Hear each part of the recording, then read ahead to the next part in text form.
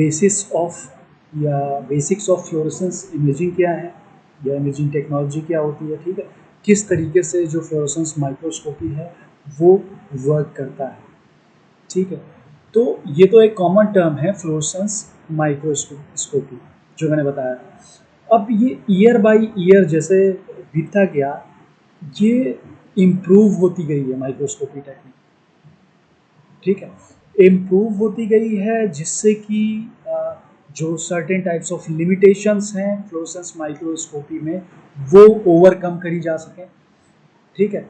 जैसे कि certain types of limitations ये हैं कि जो हमारा टिश्यू है या जो सेल है जिसको हम ऑब्जर्व कर रहे थे उसकी थिकनेस वो कितना थिक है, अगर ज़्यादा थिक है तो सही से हमें इमेज नहीं आ पाती थी या ब्लर इमेज आती थी या एक प्रॉपर रेजोल्यूशन नहीं मिल पाता था, ठीक है। तो for much better images, much more sharper and clearer images, there are this fluorescence microscopy is further categorized or further improved into two kinds of microscopy techniques, ठीक है, जो कि है तुम्हारी कॉन्फोकल माइक्रोस्कोपी, दूसरी है तुम्हारी कॉन्फोकल माइक्रोस्कोपी, दूसरी है टू फोटोन माइक्रोस्कोपी, ठीक है।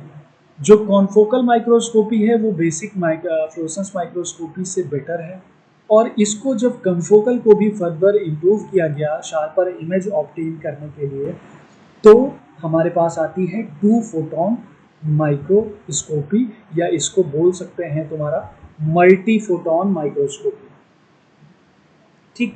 क्योंकि जैसे मल्टी फोटोन माइक्रोस्कोपी टर्म क्यों अराइज हुआ, क्योंकि हमारा जैसे मान लिया फर्दर कॉन्फोकल माइक्रोस्कोपी था, तो it still have certain types of limitations, ठीक है, और इन्हीं लिमिटेशंस के लिए हमारे पास जो फर्दर इम्प्रूव करके आई वो टू फोटोन माइक्रोस्कोपी है।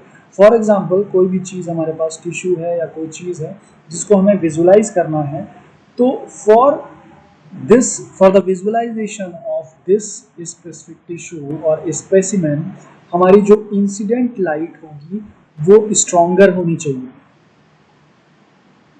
ठीक है, because larger the intensity light, larger it will invade the cell, ठीक है, means along with the more depth, ज़्यादा इंटेंसिटी लाइट होगी तो ज़्यादा डेप्थ के साथ हम चीज़ें ऑब्जर्व कर सकते हैं, ठीक। अब जैसे फॉर एग्जांपल शुरू में क्या था, कॉन्फोकल में क्या था कि हमारी स्ट्राइक होके और रिफ्लेक्ट हो जाती थी, तो हमारे जो कुछ इनर रीजन्स थे, जैसे मान लिया सेल थिक है तो हमारे जो कुछ इनर रीजन्स हैं वो रह जाते थे, उनको हम ऑब्जर्व नहीं कर पाते थे, ठीक है। तो we still have to take different types of snapshots, ठीक है, for observing the hidden spaces. तो for that we have to dig deeper, ठीक है, for that we have to dig deeper for a improved version of microscopy technique, ठीक है, जो कि further categorise करी गई टू फोटोन माइक्रोस्कोपी। क्यों? क्योंकि sometimes the incident light which we are using, जो हमारी इंसिडेंट लाइट है जो हम जिसको यूज़ कर रहे हैं इसमें इस माइक्रोस्कोपी टेक्निक में, ये रेस्ट्रिक्ट हो जाती है, ठीक, और we can say that it is insufficient और not sufficient to reach the hidden spaces or reach some kind of specific parts which are inside the specimen, ठीक है। सो इसके लिए हम लोग ने फर्दर डिज़ाइन किया टू फोटोन माइक्रोस्कोपी। क्यों? क्योंकि है तो ये हमारी फ्लोरेसेंस माइक्रोस्कोपी है, ठीक है, फ्लोरेसेंस माइक्रोस्कोपी को हमने इम्प्रूव किया, कॉन्फोकल माइक्रोस्कोपी में बदला, कॉन्फोकल माइक्रोस्कोपी में भी हमारे पास कुछ ऐसी रिस्ट्रिक्शंस थी जिसकी वजह से जो हमारा स्पेसिमेन है उसके इनर साइड को हम व्यू नहीं कर पाते थे, तो इसकी वजह से हमने टू फोटोन या मल्टी फोटोन माइक्रोस्कोपी टेक्निक है वो लेकर के आया। ठीक, तो अगर हमें बहुत ज़्यादा टाइनी फीचर्स पे अगर हमें बहुत ज़्यादा टाइनी फीचर्स को ऑब्जर्व करना है, टाइनी फीचर्स को टारगेट करना है, तो उसके लिए हमें एक ऐसी माइक्रोस्कोपिक टेक्निक चाहिए जो कि उन टाइनी फीचर्स को ही कंसीडर करें, जो बाकी की फालतू लाइट्स हैं अदर देन द एमिशन, ठीक है, उनको इग्नोर कर दे। ठीक, means ignoring the other lights other than the fluorescence that is coming out of the specimen। ठीक है, so the only way for this kind of phenomena we have two photon microscopy। ठीक, जैसे sample, ये हमारी जो white field microscopy है, white field कह लो या फ्लोरेसेंस माइक्रोस्कोपी जो बेसिक टेक्निक है उसी का दूसरा नाम है, तो वो सिर्फ हमारे उस स्पेसिमेंट्स के लिए हैं जो थिन है, जिनके अंदर ज़्यादा स्पेसेस नहीं है, जो बहुत ज़्यादा चौड़े नहीं है, तो उनको तो ईजिली हमारी जो इंसिडेंट लाइट है वो स्ट्राइक करके फ्लोरेसेंस दे देती थी और फ्लोरेसेंस के बाद हमें इमेज ऑब्टेन हो जाती थी। ठीक, सो हमें क्या करना है, अगर हम मान लिया हमारा सैंपल थिक है, हमारा जो स्पेसिमेन है वो थिक है, एक थिक रीजन है, तो उसके इनर स्पेसेस को अगर हमें ऑब्जर्व करना है तो उसके लिए हम कॉन्फोकल माइक्रोस्कोपी पे जाएंगे, और अगर बहुत ज़्यादा थिक है, कॉन्फोकल से भी काम नहीं चल रहा है, तो उसके बाद हम लोग टू फोटोन माइक्रोस्कोपी पे जाएंगे या मल्टी फोटोन माइक्रोस्कोपी पे जाएंगे। तो अल्टीमेटली अगर हम सीधा सीधा कहें कि जो थिकनेस ऑफ द सैंपल है वो ऑलमोस्ट अगर 50 टू 100 नैनोमीटर है, उसके लिए हम लोग कॉन्फोकल माइक्रोस्कोपी यूज़ करें। और अगर 100 नैनोमीटर से ज़्यादा है, मीन्स थिकनेस इज 100 कह लो या मोर देन 200 नैनोमीटर, बहुत ज़्यादा थिक है, तो एक ही रास्ता हमारे पास बचता है मल्टी फोटोन माइक्रोस्कोपी का। ठीक है, जहाँ पे हमारी जो वाइड फील्ड माइक्रोस्कोपी है, जो वाइड फील्ड, इसको वाइड फील्ड भी बोलते हैं, वाइड फील्ड है या बेसिक फ्लोरेसेंस माइक्रोस्कोपी है, वो फेल हो जाती है। ठीक, जो बेसिक फ्लोरेसेंस माइक्रोस्कोपी है वो फेल हो जाएगी, तो एक प्रॉपर रेजोल्यूशन के लिए, एक प्रॉपर अच्छी इमेज ऑब्टेन करने के लिए, शार्पर इमेज ऑब्टेन करने के लिए सबसे पहली चीज़ हम यूटिलाइज करेंगे कॉन्फोकल माइक्रोस्कोपी। अगर उससे काम नहीं बन पाएगा तो हम फिर जाते हैं मल्टी फोटोन माइक्रोस्कोपी की तरफ। ठीक, तो अब बात आती है मल्टी फोटोन माइक्रोस्कोपी की कि हम किस तरीके से, क्या क्या चीज़ें होती हैं, क्या हमारा बेसिक प्रिंसिपल इन्वॉल्व होता है, क्या इंस्ट्रूमेंटेशन होता है मल्टी फोटोन माइक्रोस्कोपी का। तो फॉर एग्जांपल मैं फिगर यहाँ पे ड्रा कर रहा हूँ।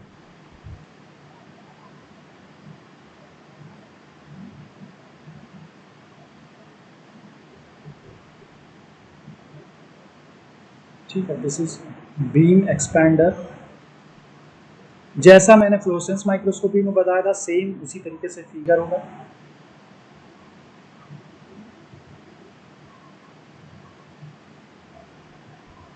डाइक्रोइक मिरर,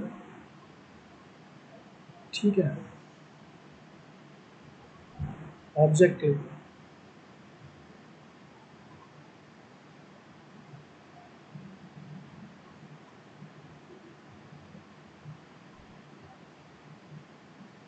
अब ये हमारा मान लिया कोई एक सेल है या कोई टिश्यू है या स्पेसिमेन है।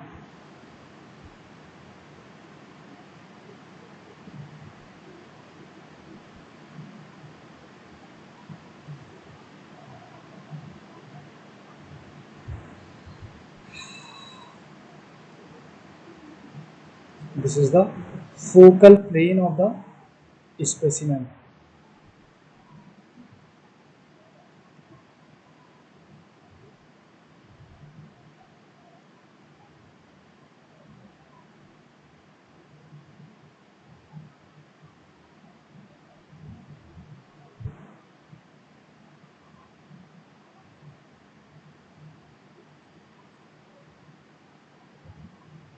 ठीक है। तो इसमें दो चीज़ें बहुत इंपॉर्टेंट होती हैं। ये पूरा का पूरा ओवरऑल जो इंस्ट्रूमेंटेशन है, ये पूरा फ्लोरेसेंस का भाई, इंसिडेंट लाइट आएगी यहाँ से तुम्हारा डाइक्रोइक मिरर से होते हुए तुम्हारा जो स्पेसिमेन है उसको एक्साइट करेगी। एक्साइट होने के बाद ये ग्राउंड स्टेट से एक्साइटेड स्टेट में जाएगा, और जब एक्साइटेड से वापस ग्राउंड में आने लगेगा तो ये फ्लोरेसेंस एमिट करेगा। ठीक है, इसी फ्लोरेसेंस को हम लोग रिकॉर्ड करते हैं। इसी वजह से इसका बेसिस जो है वो फ्लोरेसेंस माइक्रोस्कोपी है या फ्लोरेसेंस है। ठीक, इस माइक्रोस्कोपी का जो बेसिक प्रिंसिपल है वो फ्लोरेसेंस है। तो दो चीज़ें इसमें मायने रखती हैं, दो चीज़ें इंपॉर्टेंट है कि how the incident beams are interacting with the sample.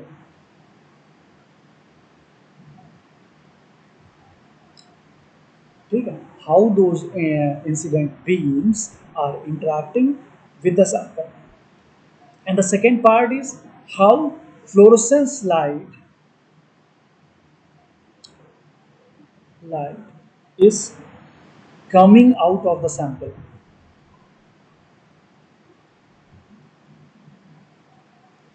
ठीक है, तो ये जो बेसिक दो चीज़ें हैं, सबसे पहली चीज़ हमें ये देखनी होगी कि किस तरीके से इंटरैक्ट कर रही है जो इंसिडेंट बीम है, वो हमारे सैंपल से किस तरीके से इंटरैक्ट कर रही है।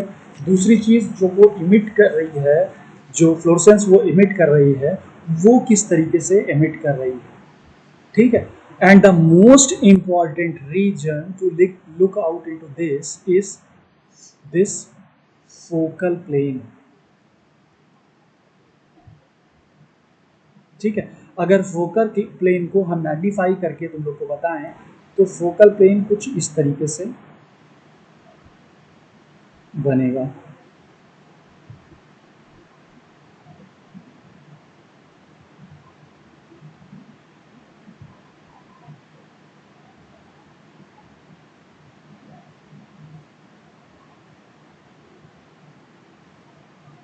ये हमारा स्पेसिमेन है।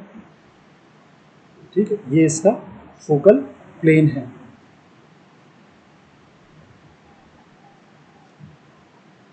ठीक है, तो इस फोकल प्लेन में जब तुम देखोगे, जब तुम ऑब्जर्व करोगे, तो ये देखो फोकस जो है ये बहुत ब्रॉड है, यहाँ पे शार्प नहीं है, किसी एक स्पेसिफिक चीज के लिए फोकस नहीं है, ये ब्रॉड फोकस है।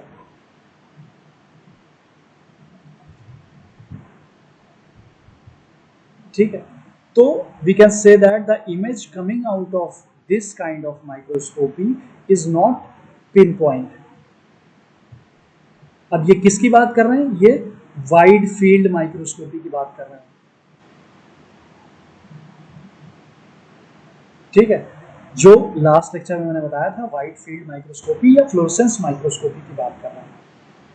ठीक, तो भाई जब यहाँ पे जो इमेज ऑब्टेन होगी वो सिंपली इस तरीके से एक रीजन होगा जहाँ पे पूरा डार्कर होगा, और यहाँ पे एक ब्रॉड सी इमेज ऑब्टेन होगी सैंपल की, स्पेसिमेन की, लेकिन ये बहुत ज़्यादा शार्प नहीं होगी। क्यों? क्योंकि ये जो फोकस है, ये जो फोकल प्लेन यहाँ पे बन रहा है, ये ब्रॉड है। ठीक है, इसलिए अगर हमें इनसाइड इसके कोई चीज़ देखनी है, इसके जो अंदर की चीज़ें हैं, इसलिए यहाँ पे अब रोल प्ले करेगी कॉन्फोकल माइक्रोस्कोपी। ठीक है, तो ये एक सिंपल अपैरेटस है तुम्हारा फ्लोरेसेंस माइक्रोस्कोपी का। जब चीज़ें कुछ लिमिटेशंस हैं, जब ये लिमिटेशन जैसे कि ये इमेज है ये सही से नहीं आएगी, प्रॉपर रेजोल्यूशन में एक शार्पर इमेज नहीं आएगी, तो उसके लिए फिर हम लोग करते हैं कॉन्फोकल माइक्रोस्कोपी की तरफ। अब कॉन्फोकल माइक्रोस्कोपी का बिल्कुल सिमिलर इसी की तरीके से तुम्हारा फिगर होगा।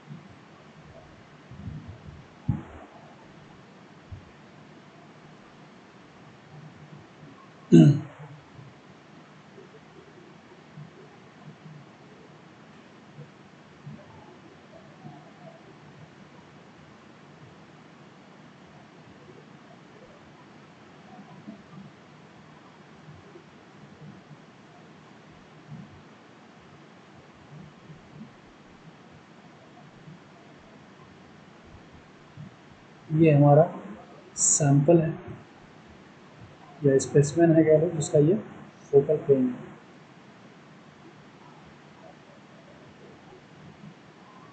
This is the sample holder.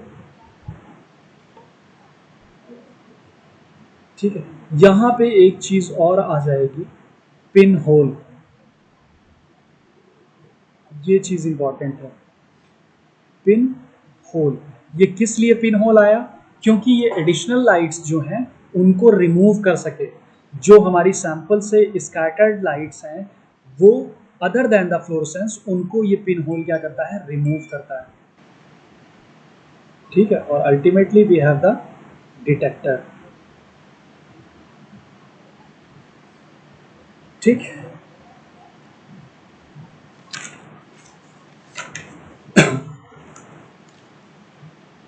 ठीक है। तो in this kind of microscopy, that is the confocal microscopy, we can say that we are excluding the part, the lighter sources, ठीक है, means the scattering which is coming out from the different places from the sample, the scattering which is coming out from the different places from of the sample are ignored with the help of the pinhole।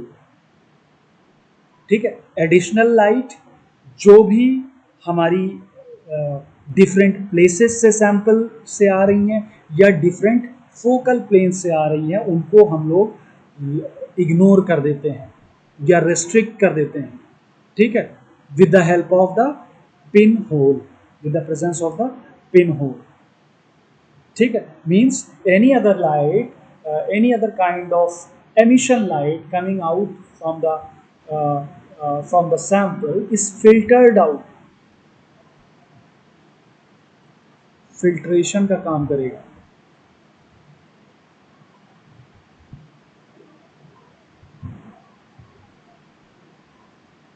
ठीक है, means only a specific emission light from a specific point, ये जहां पे जाकर के point strike कर रहा है, only this part is going to be display, is only this part we are going to observe through the detector. बाकी की फालतू की चीजें इग्नोर कर दी जाएंगी with the help of the pin hole. ठीक है, अब इसकी वजह से क्या होता है? We will obtain much more clearer images.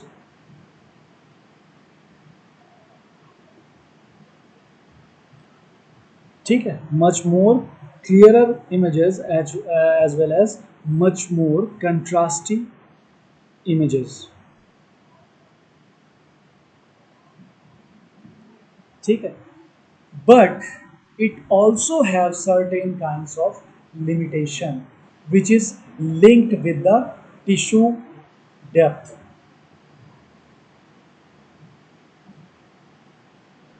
एक मिनट,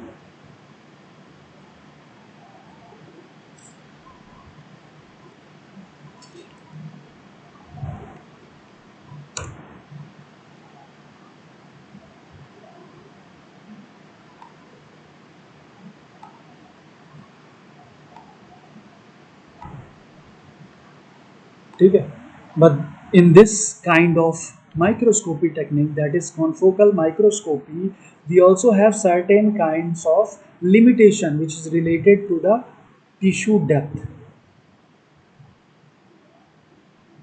ठीक है, कितना थिक है हमारा सैंपल। अगर बहुत ज़्यादा थिक होगा तो ये शार्पर इमेज नहीं दे पाएगी, ये कंट्रास्टी इमेज नहीं दे पाएगी। तो for this we have to photon microscopy।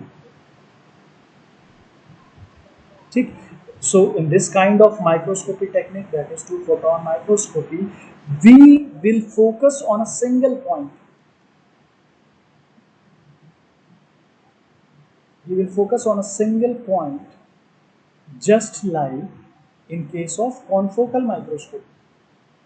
उसी तरीके से जिस तरीके से कॉन्फोकल माइक्रोस्कोपी में परफॉर्म कर रहे थे, उसी तरीके से यहाँ भी हम लोग एक सिंपल एक पिन पॉइंट पे फोकस करेंगे, बट यहाँ पे फोकस जो होगा बहुत क्लीन होगा, बहुत शार्प होगा।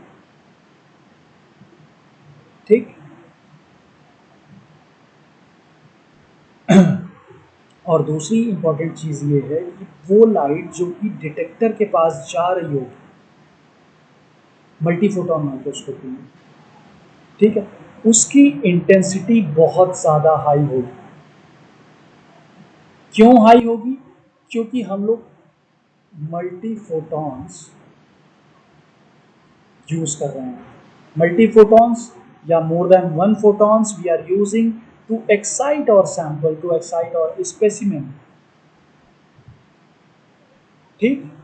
तो इसकी सिमिलरली इसी की तरीके से ये हमारा जो कॉन्फोकल का है, इसी तरीके से इसका भी फिगर होगा, टू फोटोन माइक्रोस्कोपी का भी फिगर होगा, बट यहाँ पे कुछ चीज़ें और ऐड हो जाएंगी। फॉर एग्जांपल जैसे अगर फोकस की बात करी जाए तो कुछ हमारा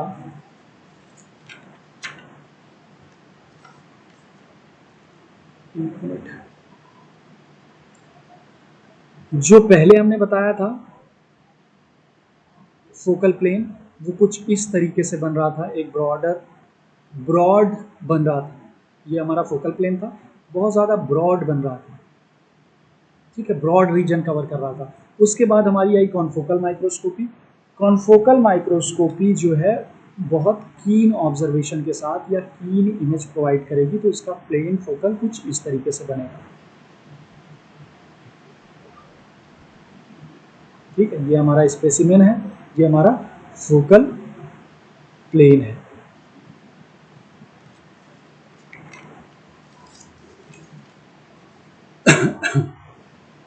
ठीक है, और हमारा जो मल्टी फोटोन माइक्रोस्कोपी होगी उसका प्लेन कुछ इस तरीके से बनेगा। यहाँ पे देखो फोकस जो है वो शार्प होता जा रहा है, जैसे जैसे हम इम्प्रूव करते जा रहे हैं माइक्रोस्कोपी टेक्निक, उस तरीके से फोकस शार्प होता जा रहा है। इसका फोकल प्लेन कुछ इस तरीके से बनेगा। So we can say that the image we are looking in the confocal microscopy will look even better in two photon microscopy, means it will provide a better resolution, ठीक है। अब इसके पीछे का प्रिंसिपल है, एक प्रिंसिपल है इसके पीछे का टू फोटोन माइक्रोस्कोपी का, ये किस तरीके से तुम्हारी कॉन्फोकल माइक्रोस्कोपी के से ज़्यादा अच्छी इमेज प्रोवाइड करता है, ठीक। तो सबसे पहले एक ओवरऑल प्रिंसिपल है जिसपे हमारी ये तीनों टेक्निक्स, ये भी काम कर रही है, ये भी काम कर रही है, ये भी काम कर रही है। एक जो बेसिक प्रिंसिपल है फ्लोरोसेंस के ऊपर काम कर रही है ये सारी, ठीक है। तो अगर हम इसको अच्छे से, फ्लोरोसेंस को अच्छे से डिस्क्राइब करने के लिए जैवलॉन्स्की एनर्जी डायग्राम अगर हम देखें, जैवलॉन्स्की एनर्जी डायग्राम, ये हमारा जो फ्लोरोसेंस किस तरीके से हमारी इमेज को शार्पर बना रहा है, इम्प्रूव जैसे जैसे हम इम्प्रूव करते जा रहे हैं माइक्रोस्कोपी टेक्निक्स, किस तरीके से बना रहा है। तो एक बेसिक फंडा है फ्लोरोसेंस का जो जैवलॉन्स्की एनर्जी डायग्राम से हम लोग इजीली आइडेंटिफाई कर सकते हैं, इजीली डिस्क्राइब कर सकते हैं, ठीक है। तो जैवलॉन्स्की एनर्जी डायग्राम क्या है? ये बेसिकली अगर कोई भी लाइट किसी चीज़ को स्ट्राइक कर रही है, किसी स्पेसिफिक कंपाउंड को मान लिया से स्ट्राइक कर रही है, तो जो इलेक्ट्रॉन्स प्रेजेंट हैं that are in ground state, ठीक है, ग्राउंड स्टेट मान लिया, एस से डिनोट कर दिया आपने, ठीक है, ये जंप करेंगे अपने एक्साइटेड स्टेट में, ठीक। कहां से? इंसिडेंट लाइट की एनर्जी लेकर के,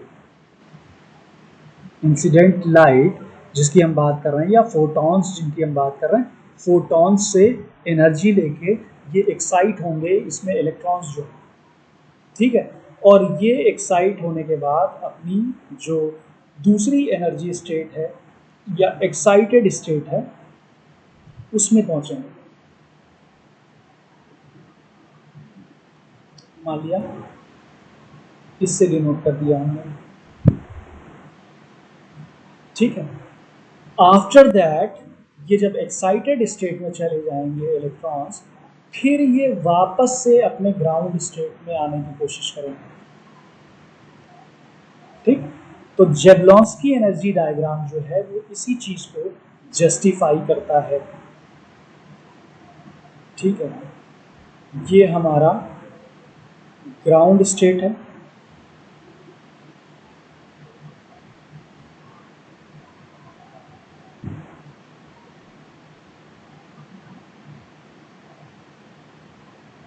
ठीक है, डायग्राम बस समझाने के लिए बता रहे हैं, जैसा बन रहा है समझ लेना, तुम लोग को दिक्कत होगी तो बताना। ठीक है, तो ये हमारी मान लिया ग्राउंड स्टेट है और ये हमारी एक्साइटेड स्टेट है। ठीक है, जब कोई भी इलेक्ट्रॉन एनर्जी कंज्यूम करेगा, ठीक, जैसे मान लिया कोई भी इलेक्ट्रॉन एनर्जी कंज्यूम किया in the form of light, in the form of photons, तो वो क्या करेगा, वो अपनी ग्राउंड स्टेट से हायर एनर्जी स्टेट में, जो कि हमने डिनोट किया हुआ है उससे, ठीक है, ये यहाँ पे एक्साइटेड स्टेट में चला जाएगा। और जब ये एक्साइटेड स्टेट से वापस अपने ग्राउंड स्टेट में ये दो लेयर्स को क्रॉस करता हुआ आएगा, ठीक है, तो ये एनर्जी को रिलीज करेगा।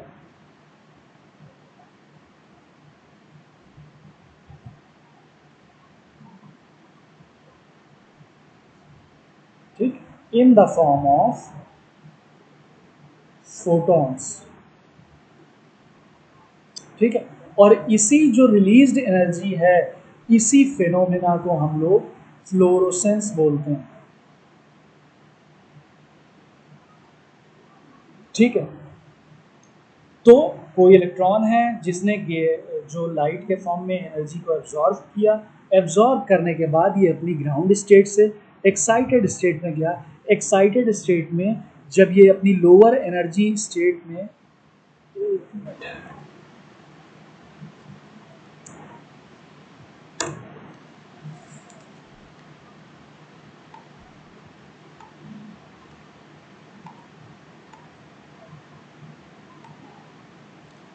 जब एक्साइटेड स्टेट से ये अपनी लोअर एनर्जी स्टेट में वापस आने लगता है, ठीक है, तो ये फ्लोरोसेंस शो करता है।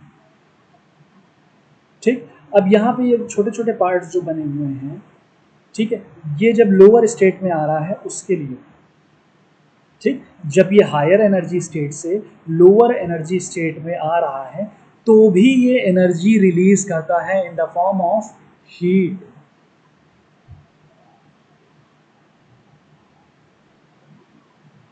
ठीक, means this is the state, we can say that this is the state of internal conversion, internal conversion of what, of the energy। ठीक है, so this in this state the electrons release the energy in the form of heat। ठीक है, and this phenomena, this specific term is also termed as, ये जो यहाँ पे heat energy release कर रहा है is also termed as तुम्हारा थर्मल डिके।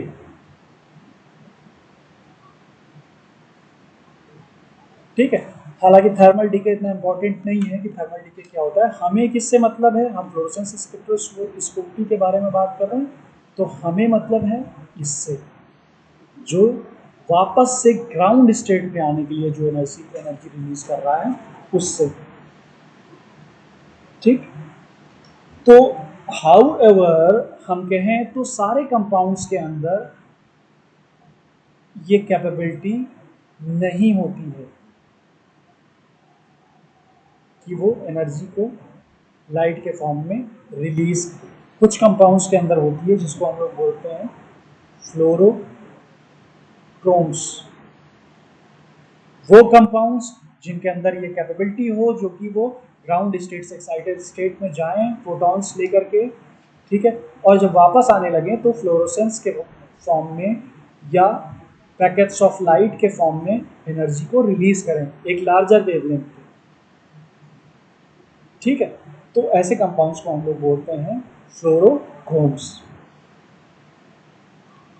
ठीक है, अब ये तो हो गई सिंगल, यहाँ पे देखो सिंगल फोटोन हम लोग यूज कर रहे हैं। ठीक है, ये हो गई सिंगल फोटोन की बात।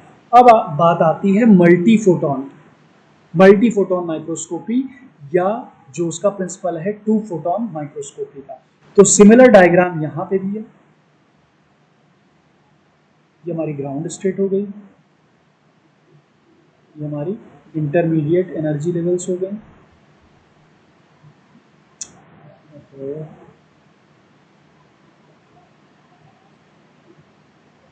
ठीक है, चलो इसको एक लाइन मान लो, इसको एक लाइन मान लो।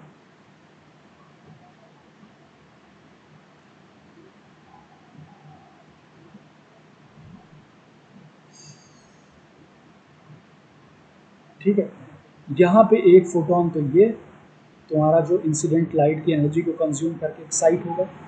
ठीक है, दूसरा फोटोन ये जो इंसिडेंट लाइट को कंज्यूम करके या एब्जॉर्ब करके हायर एनर्जी स्टेट में जाएगा, तुम्हारी जो एस नॉट है। ठीक, सिमिलर केस यहाँ भी होगा, जब ये वापस से अपनी जो है ग्राउंड स्टेट में आने लगेगा तो यहाँ पे थर्मल डिके होगा।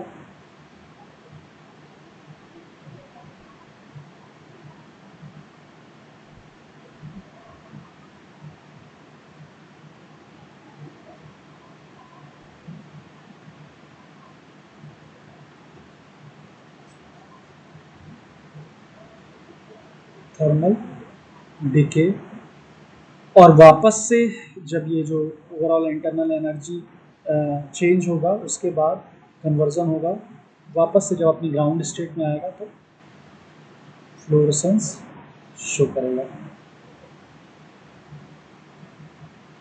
ठीक है, तो in this case in the two photon microscopy we are dividing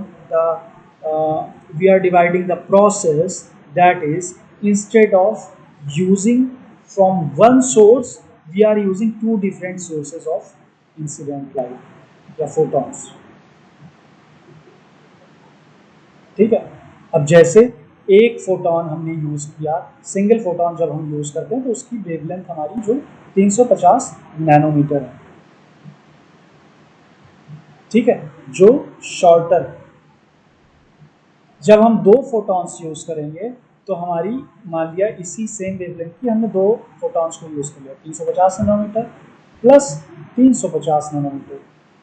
ठीक है, ये 350, ये 350, तो ओवरऑल जो वेवलेंथ जनरेट होगी वो it is much higher compare to the single photon microscopy, sorry, compare to that of the confocal microscopy. ठीक है, तो overall wavelength is much higher, that is around 700 nanometer. और हमने क्या बताया था कि एक शार्पर इमेज के लिए एक बहुत जो है हमें अच्छी लॉन्गर वेवलेंथ की इंसिडेंट लाइट चाहिए होती है। ठीक है, तो समझे, आवाज जा रही है मेरी?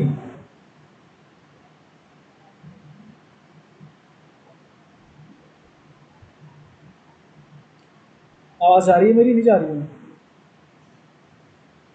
ठीक है, चलो तो ये तुम्हारा एक बेसिक हो गया, बाकी नेक्स्ट लेक्चर में कैरी फॉरवर्ड करेंगे। ठीक है, तो तीन चीज़ें इंपॉर्टेंट हैं, वो याद रखना कि इम्पॉर्टेंट इन द टर्म कि आगे भी तुम्हारी माइक्रोस्कोपी टेक्निक्स पूछी जाती है कि जो बेसिक फ्लोरोसेंस माइक्रोस्कोपी है वो फर्दर कैसे, मतलब किस प्रिंसिपल पे काम करती है। दूसरी चीज़, दोनों में तीनों में डिफरेंस क्या होता है, कैसे इंप्रूव करी गई। सबसे पहली हमारे पास आई थी वाइड फील्ड फ्लोरोसेंस माइक्रोस्कोपी, जो कि बेसिक फ्लोरोसेंस माइक्रोस्कोपी टेक्निक थी, जिसमें हमने सिंपल फंडा बताया था। ठीक है, तो वो सिंपली तुम्हारा emission of the light from the specimen को यूज कर रही है। दूसरी कॉन्फोकल माइक्रोस्कोपी आई, उसको इम्प्रूव किया गया फ्लोरोसेंस माइक्रोस्कोपी को एक अच्छी, एक शार्पर इमेज को ऑब्टेन करने के लिए, लेकिन उसमें भी बहुत ज़्यादा लिमिटेशंस थी कि बहुत ज़्यादा डेप्थ में हमें चीज़ें नहीं ऑब्जर्व करने को मिलती। तो उसके लिए हमारे पास टू फोटोन माइक्रोस्कोपी, लेटर इसको इम्प्रूव किया गया कॉन्फोकल माइक्रोस्कोपी को। ठीक है, जिसमें एक फोटोन की जगह दो फोटॉन्स यूज करते हैं, जिसकी वजह से इसकी जो वेवलेंथ है इंसिडेंट लाइट की, it is much higher comparatively to that of the older versions, just like in case of confocal microscopy और in case of wide field